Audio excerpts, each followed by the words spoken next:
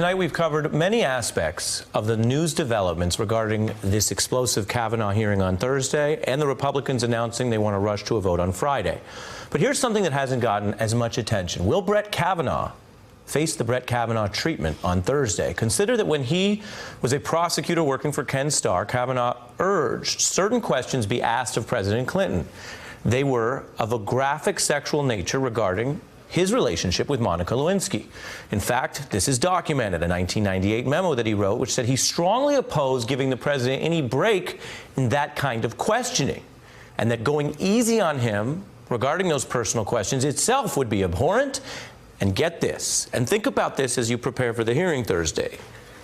Brett Kavanaugh writes, quote, "It's our job to make Clinton's pattern of revolting behavior clear, piece by painful piece." Kavanaugh listed, as lawyers do, the explicit questions that Clinton should face. Some of them, and this is important, went even further than what prosecutors went on to ask. If Monica Lewinsky says that while you were in the Oval Office area you touched her breast, would she be lying? If Monica Lewinsky says that while you were in the Oval Office area you touched her genitalia, would she be lying? If Monica Lewinsky says that you used a cigar as a sexual aid with her in the Oval Office area, would she be lying? Obviously, those were graphic questions, some more graphic than you may have heard. Now, the Washington Post reporting that in practice sessions, Kavanaugh has grown, quote, frustrated with questions, digging into his private life, particularly his drinking habits and his sexual proclivities, not wanting to answer questions that he deemed, quote, too personal. So Brett Kavanaugh right now, facing Brett Kavanaugh from 1998, would have a lot of trouble. I'm joined by Liz Plank, a senior producer for Vox Media, and Helene Olin, an opinion writer for the Washington Post, whose latest piece, The Staggering Hypocrisy of Brett Kavanaugh, reviews exactly this history. Thank you for having me on. This is about the impossible hypocrisy of Brett Kavanaugh, the nerve of this man. He, 20 years ago, put Clinton through the ringer, all but tortured him and Monica Lewinsky. We cannot read these questions that he wanted asked on the air. I believe you would bleep me out every other second if I tried to read them. You can tell me if I'm right or wrong about that. And then he has the nerve to turn around and say, oh, no, I can't answer these sorts of questions. It's too personal. This is an invasion of my privacy. Where was he 20 years ago? Where was that Brett Kavanaugh? And, of course, we know where he was. He was a partisan then, and he's a partisan now who doesn't even want an investigation into his own behavior. And your piece really holds up the standard and the documented history, which you don't have, by the way, for every judge. But he had this stint on what was deemed a quite political operation there in Ken Starr's office.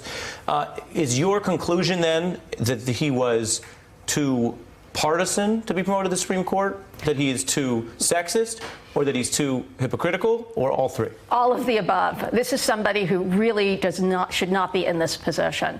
His track record is as a Republican partisan from his early days in Washington, through the Ken Starr investigation, through his time in the Washington courts, where he has ruled as an extreme Republican positions. For example, he a few years ago, a trainer was killed at SeaWorld, if you remember that, working with animals, and he claimed that this was a dangerous profession on par with race car driving or football playing, and SeaWorld should not be held liable for not offering her protection. And this animal had killed before, by the way. Yeah. I mean, it's just, he should not be in this position. I don't want to make light of anything, but I didn't know we were going to get into SeaWorld liability today. How do you add to this pile of apparent steaming hypocrisy? Well, here comes Ken Starr himself, vouching for Brett Kavanaugh on the issue of these allegations of sexual misconduct. I believe when Brett says it did not happen. And I believe Brett, based upon my seeing him. So, character counts, and you kind of learn pretty quickly what a person's character is when you're in the trenches with them, right? Day in and day out. And for me, year in and year out.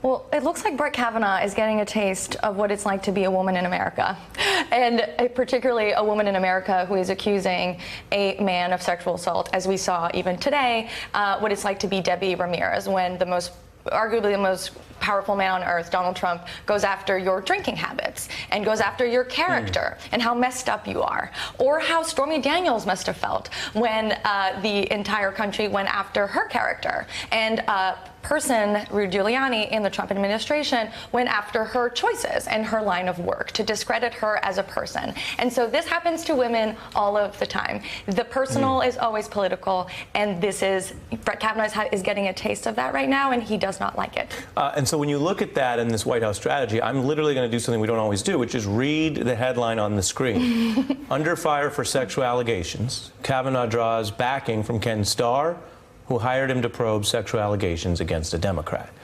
It's almost too perfect, and it must be, I phrase this as a question, is it something that Ken Starr and Brett Kavanaugh can't see or unable to see from some sort of male blinders, that this is not something they should be drawing attention to, that Ken Starr coming out isn't helpful? Mm-hmm. And we also have to remember that, the Monica Lewinsky case and whole thing, that sort of scandal didn't ruin Bill Clinton's life. It ruined Monica Lewinsky's life, right? We only bring up Monica Lewinsky when it's to talk about that thing that happened. We bring up Bill Clinton in a lot of different ways. And the other thing I'll say is also, the hypocrisy, squared of that is that Brett Kavanaugh is very concerned about his private life while being someone who denied an abortion to a young woman who was 17 years old, saying that he had a right to make her personal decisions for her. This is not just the male blinders. I mean, it's their position on so many issues when it comes to women, is that we don't have a right to our privacy. We don't have a right to our personal lives. And he doesn't like that. Right. And maybe that should change the way that he makes decisions for other people as well. I think you've both brought to the fore a lot of important things that at times haven't even hit the full crescendo. Maybe they will on Thursday, particularly your piece, which people can check out, as I mentioned, in the Washington Post. Liz Plank and Helene Olen, thank you both. Hey, I'm Ari Melber from MSNBC. You can see more of our videos right here, or better yet, subscribe to our YouTube channel below. You could have been anywhere in the world, but you're here with us, and we appreciate that.